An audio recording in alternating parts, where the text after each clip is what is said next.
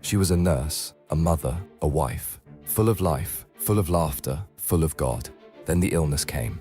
For a whole year, Tolulope fought, and every single day, her husband was right there beside her.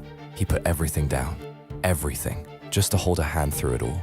But here is what stunned everyone who watched. She was the sick one, and yet she kept encouraging him. She kept pointing people to God. She shared the hard days openly. She turned her pain into testimony right in the middle of it. Her children prayed. Her friends prayed. Hundreds of people followed their journey and found their own faith growing stronger.